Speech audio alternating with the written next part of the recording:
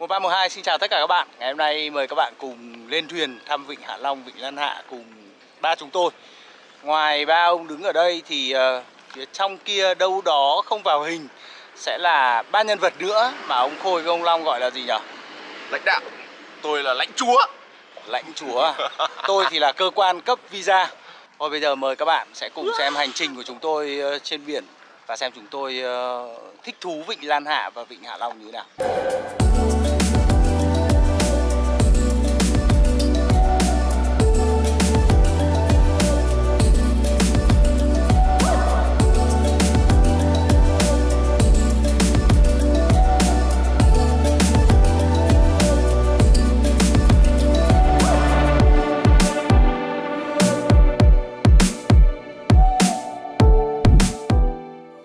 Đây là phòng của tôi.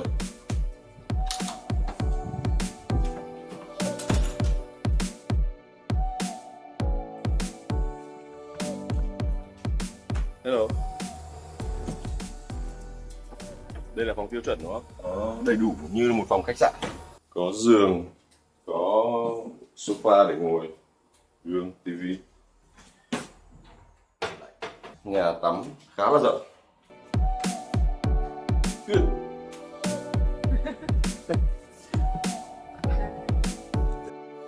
Hello. Xem phòng này thế nào tôi giới thiệu phòng này thì đầu tiên vào đập vào mắt ngay là rất rộng. Rất rộng. Phòng này là phòng thứ hai là trên trần có một bức tranh sơn mài rất là to. Phòng này là ngắm toàn cảnh, toàn view, cảm giác như mình có thể chạm được luôn vào mấy núi đá ở vịnh Hạ Long. Tiếp đến khu gọi là vệ sinh thì chỗ này là tủ. Phòng này có cả tắm bồn nữa cả, xịn quá nhỉ. Rất đẹp. Phòng này sẽ thích hợp với cả couple, các cặp đôi. Phòng này ban công rất to. Ban công cũng rất to nhưng sẽ không thích hợp cho tôi với anh Long nếu mà phải ở chung. Phù hợp với các vị lãnh đạo đây. Đây này, nhìn có thể nhìn thấy bồn tắm. Đấy. Cũng không nhìn thấy lắm đâu, mình cứ sợ. Sợ đâu, có ai nhìn thấy đâu. Hay quá, ok.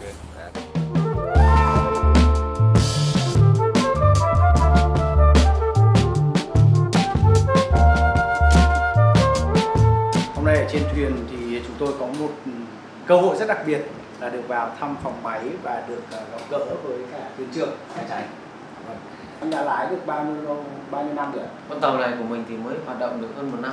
Vâng. Thế còn anh lái tàu ở dưới vịnh Hạ Long là từ năm 94. Bình thường em cứ hình dung là người lái tàu sẽ thuyền trưởng luôn luôn có cái bánh lái. Nhưng mà hôm nay tôi nhìn thấy bánh lái nó ở đây. Tàu mình hiện tại là 2 máy. Đây là hệ thống số của máy bên trái và đây là hệ thống lái số và ga của máy bên phải. Còn hệ thống lái thì ở giữa. Ga số thì là mình để cố định, còn lái là ở hai cái nút này. Nút này là sang bên trái và nút này sang bên phải. Cái này là mình lái bây giờ hệ thống của mình bằng điện hết. Thế còn hệ thống lái bằng vô lăng kia trước là ride by wire. Đây là ride by wire này. Đây là mình cũng lái bằng cần, chẳng hạn như là lúc mà mình thích lái bằng nút thì mình điều chỉnh cái công tắc này. Còn nếu mà lái bằng cần thì mình lại điều chỉnh cái nút này lại thì mình lái bằng cần. Cái này là cái đo độ sâu này. Hiện tại chỗ này mình đang 13 m. 13 m. Thế còn cái này là cái radar. Cái kia nữa là cái gọi là cái định dạng. Cái có nghĩa là tàu mình ra ngoài biển thì kể cả là tàu nước ngoài họ cũng biết là đây là con tàu Indochi. Em nghe nói là tàu này mình được chạy vào đến tận thành phố Hồ Chí Minh cũng được. Đúng rồi, có nghĩa là tàu mình đăng ký ven biển, mình chạy được ven biển cách bờ khoảng tầm từ 12 đến 15 hải lý. Nhưng mà bây giờ mình đang đi là trên vịnh Lan Hạ đúng không anh? Đúng rồi, mình đang đi trên vịnh Lan Hạ. Tất cả các tàu này thì chỉ được đi theo một tuyến quy định của nhà nước hay là anh muốn chạy đâu thì chạy? Tàu mình là đăng kiểm ở bên Hải Phòng. Vâng. Thì mình chỉ chạy ở bên Lan Hạ, bên Hải Phòng các tàu ở khu vực Quảng Ninh là phải đăng ký ở bên Quảng Ninh thì mình mới chạy được. Một tí nữa thì em sẽ xuống, em sẽ giới thiệu là ở trên tầng 3 ở phía trước mũi tàu sẽ có một anh thuyền trưởng rất dễ thương, rất là hiền và nói chuyện rất thân thiện. Nên là các cô nào ở dưới tàu kia xinh mà thích lên chụp hình, anh ấy sẽ thả tim ngay lập tức cho các cô. Đúng không ạ? Em có được quyền quảng cáo đâu là quảng cáo bây giờ anh em mình chụp kiểu thả tim, anh có chụp được rồi. Thuyền trưởng thả tim. Đây.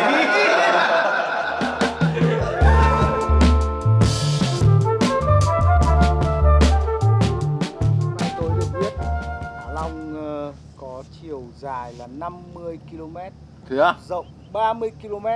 Vãi. Tổng là khoảng 1.553 km vuông. km vuông À, km vuông.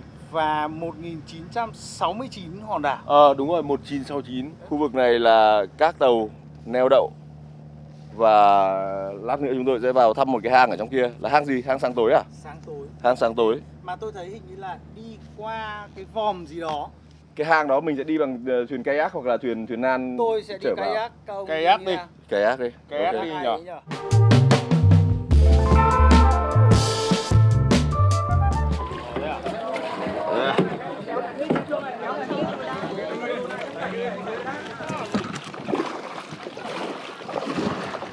Trải nghiệm quá tuyệt vời trên vịnh Lan Hạ.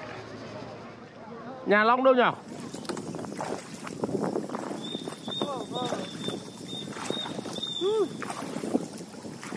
Ôi, chỗ này đẹp quá.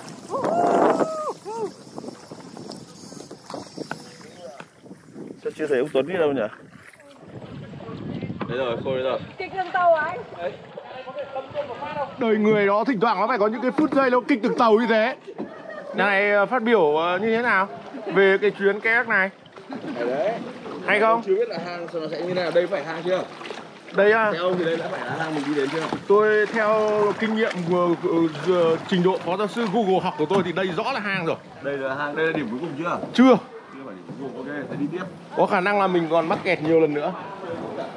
Hang rồi đấy. Đẹp đấy. Qua nhà kia nhá. Đây mới chỉ là tối thôi, hang sáng thôi. Hang sáng trưng chưa có. Đây mới là hang hơi tối mò mò thôi. Mình đang đi ngược rồi. Sắp sửa xảy ra tai nạn rồi. Nhà kia đã đâm điếc thì thôi rồi. Đúng rồi. Ôi, chỗ này đẹp quá. Tan tan. À đây đây này, các nhà đây rồi này. Điểm này là điểm cuối rồi chứ. Long ơi, chỗ này đẹp này. Rồi. Bỏ thuyền kéo nhau nào. Ghép thuyền nào. Thuyền hai thân thế này thì kiểu chỉ cần một người chèo là cả 4 người đi được. Có đúng không? Ghép thuyền à? Ghép thuyền đấy. Này cái Ghép thuyền rất lười. Rồi sau khi trèo lạc nhau tá lạ thì đã tìm được nhau. Và bây giờ đã ghép thuyền lại thành 4 cái thuyền. Hôm nay đi có một anh chị bạn của chúng tôi nữa. Đấy, anh kia cũng bằng tuổi chúng tôi. anh là 88. Bạn nhá. Tôi ông chào 1 3 1 2 nhá. 1 3 1 2.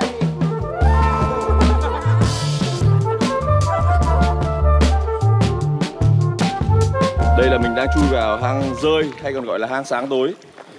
Gọi là hang rơi là bởi vì theo lời anh hướng dẫn này thì ở trong giữa cái hang này có một cái lỗ lên trên.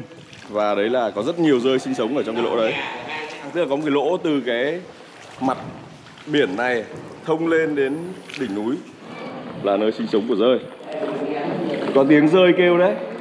À đây này có rơi bay đây này.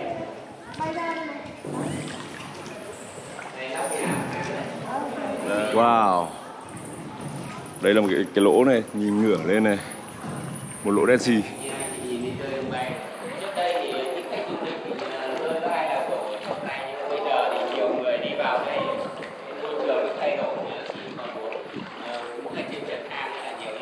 À. Mưa qua một đàn vọt đầu cắn ở đây rất là đẹp. Vọt mà xuống ở cái hang này à? Vâng. À. Có cả cõng cả con đàn con. À thế à? Con mẹ cõng một con nhìn đẹp. Nước cạn rồi mình sẽ đi vào trong kia, mình sẽ nhìn thấy một dải san hô ở ven vách núi này đẹp. Nó có rất nhiều màu sắc.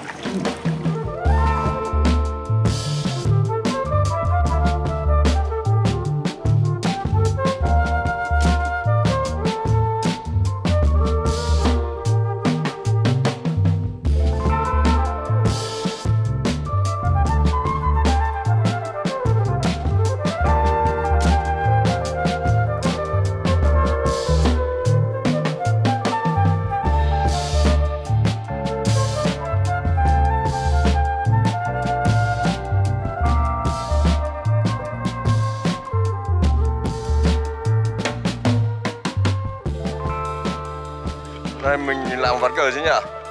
Ván cờ. Làm một ván cờ trên Vịnh Hạ Long. Đây các bạn nhìn xem background ở một cái background nơi ván cờ mà nó là như thế này. di sản thiên nhiên thế giới mà lại có người lật bàn cờ của mình. Đúng rồi.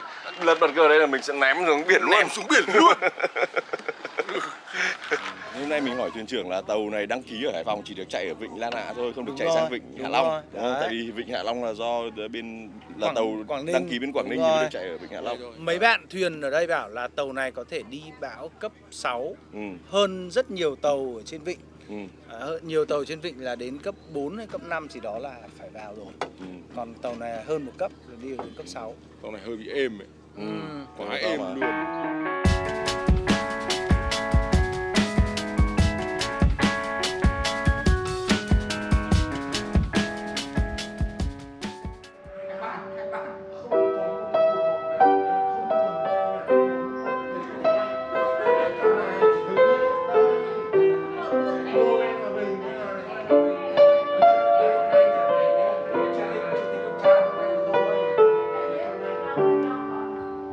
That you love me, 'cause I don't really know. You say the best. When you say nothing, Yara. Phong cách thế gì đó, ca sĩ đã ăn điểm ở phong cách thôi, còn hát là một phần thôi. Đây là nghệ thuật biểu diễn đúng không? Thế thôi đúng không? Đây kia. Đội kia.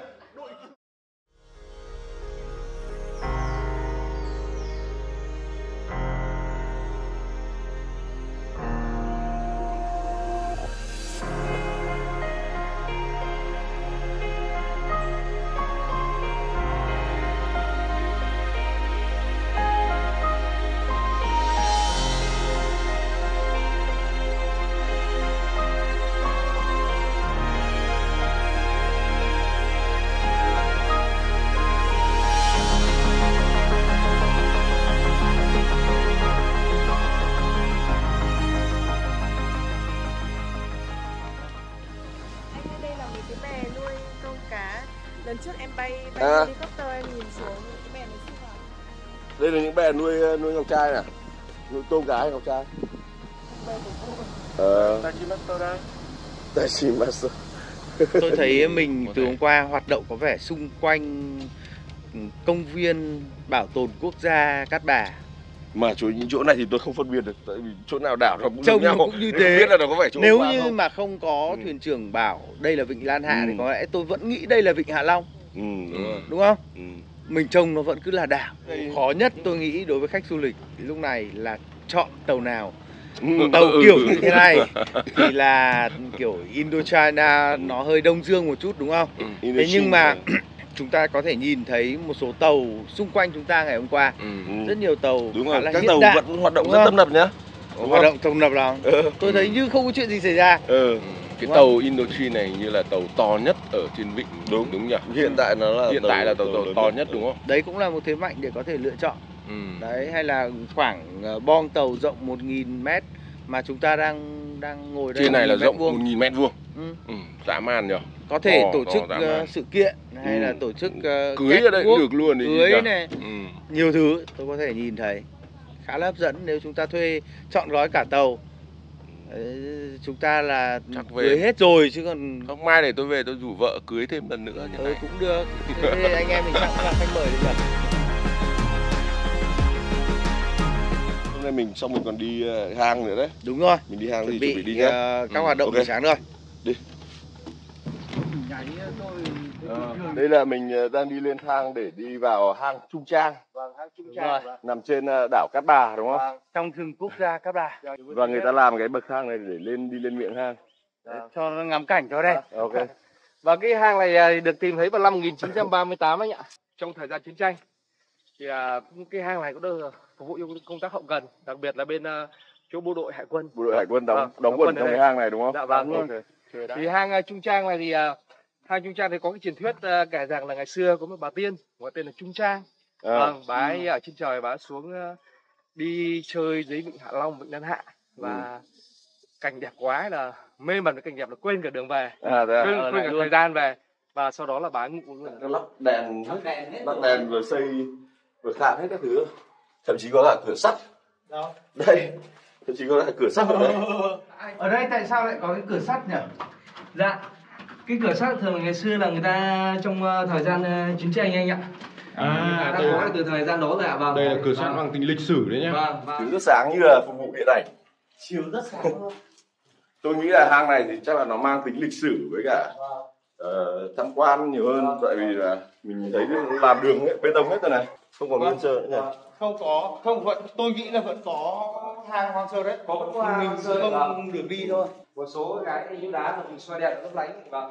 Trông đúng như quả phật thủ kìa. Ở dưới.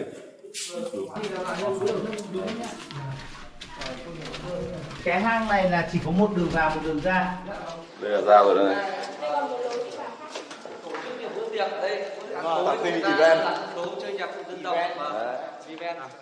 Và như vậy là chúng ta đã sắp kết thúc hành trình 2 ngày 1 đêm cùng với nhiều hoạt động của tàu Indochine. Tôi thì thấy là đáng đồng tiền bát gạo đấy. Tôi thì tôi thấy là khá là vừa vặn và vừa đủ cho một cái hành trình là 2 ngày 1 đêm.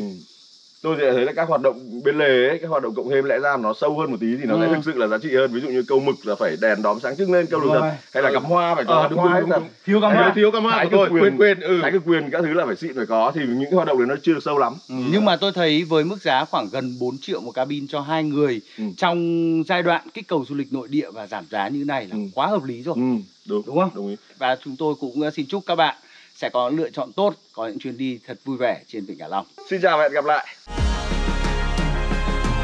Và đừng quên subscribe nha. Bye bye.